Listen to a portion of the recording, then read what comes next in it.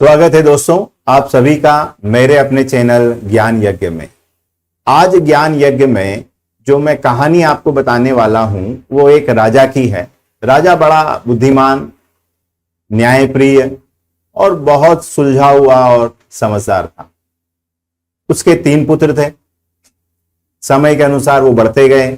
अब राजा के दिमाग में ये था कि मेरे पुत्र शिक्षा तो प्राप्त कर रहे हैं, लेकिन अब उन्हें व्यवहारिक शिक्षा भी दी जानी चाहिए। जैसे ही उसके मन में एक ख्याल आता है, वो तीनों पुत्रों को बुलाता है और बोलता है, बच्चों, अपने राज्य में कहीं भी नाशपाती का पेड़ नहीं है। मैं चाहता हूं कि तुम नाशपाती के पेड़ की खोज में जाओ और अलग अलग अंतराल पे मैं तुम्हें भेजूंगा और तुम उसके बारे में पूरा विवरण मुझे वापस आके बताओ कि नाशपाती का पेड़ कैसा है, कैसा देखा तुमने, तुम्हें क्या लगता है। तीनों राजकुमारों को लगता है कि अरे ये तो बड़ा छोटा सा काम है, चलते हैं। इस तरीके से राजा तीनों को भेजता है।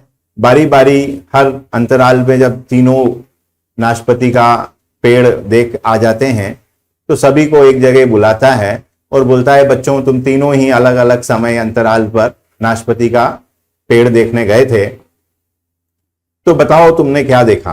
तो सबसे पहला पुत्र बोलता है कि अरे पिताजी, आपने कैसा पेड़ ढूंढने के लिए मुझे भेजा था, वो बिल्कुल सूखा टेढ़ा मेढ़ा सा, और मुझे तो लगा ही नहीं कि वो कभी फल दे सकता है। इसी बात को दूसरे राजकुमार ने उसी समय काटते हुए बोला कि अरे नहीं नहीं भाई, शायद तुम कुछ गलत देख आए हो। मैंने देखा है नाशपाती का पेड़, और नाशपाती के पेड़ हरा भरा तो था लेकिन उसमें फल नहीं थे, शायद उसमें कोई कमी रही होगी। तीसरा जो राजकुमार होता है वो उन दोनों से फिर बहस करता है, बोले नहीं नहीं भाइयों, तुमने शायद कुछ गलत देख लिया है। मैंने जो नाशपाती का पेड़ देखा वो हरा भरा भी था, फलों से लदा हुआ भी था, और मैंने तो उसे वहां पर फल लेके खाए भी। तीनों आपस में बोलते हैं, नहीं नहीं, आपने कुछ और देख लिया होगा। दूसरा बोलता है, नहीं, आपने कुछ और देख लिया होगा, मैं सही हूं, मैंने 3 लोगों से पूछ के ही वो झाड़ देखा। तो कुल मिला के वो आपस में विवाद करते रहते हैं। तभी राजा खड़ा होता है, बोले, मेरे प्यारे पुत्रों, तुम तीनों ने ही सही पेड़ देखा है और तुम सही उसके बारे में बता रहे हो। मैंने जानबूझ के ही तुम्हें अलग अलग मौसम में वो पेड़ देखने के लिए भेजा था, तो तुम तीनों ही सही हो, तो इसलिए विवाद मत करो। और मैं चाहता था कि तुम्हें 3 बातें, इस अनुभव को तुम जिंदगी भर गांठ बांध लो।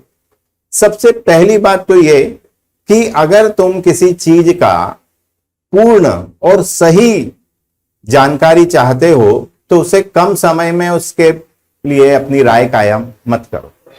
फिर वो व्यक्ति हो सकता है, व्यवसाय हो सकता है, कोई विषय हो सकता है, पर उसको एक लंबे समय तक, जब तक आप जांचेंगे परखेंगे नहीं, तब तक उसके ऊपर अपनी कोई राय कायम मत करो।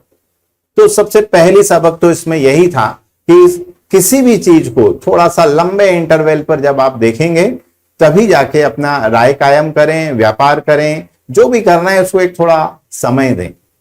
दूसरी जरूरी बात कि सब जिस प्रकार जो वृक्ष होता है, उस वृक्ष में अलग अलग मौसम में पतझड़ भी आता है, कभी हरा होता है लेकिन फल नहीं देता है, कभी फल भी देता है।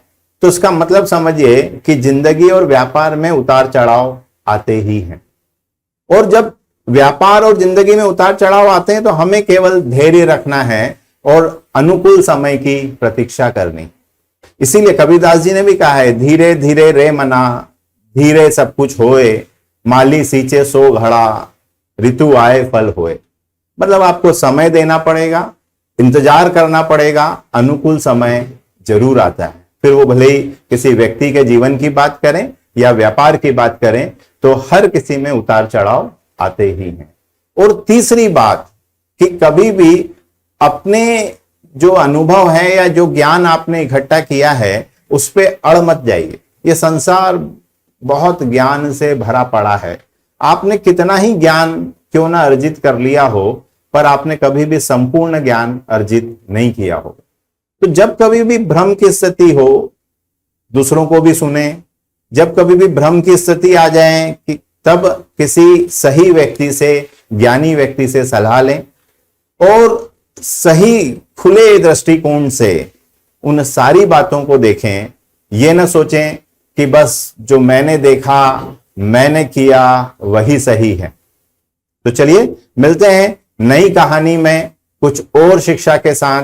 तब तक इस वीडियो को जरूर से शेयर करें, लाइक करें और अपने दोस्तों के साथ भी शेयर करें, फैमिली के साथ शेयर करें, ताकि ज्ञान का प्रचार प्रसार हो सके और हम अपनी प्राचीन सभ्यता जो हमारी है, जिसके थ्रू हम एक दूसरी पीढ़ी को ज्ञान देते आए हैं, हम उसी दिशा में एक कदम रख सकें। तो चलिए, जय हिंद। मिलते हैं एक नई कहानी में अगले एपिसोड में।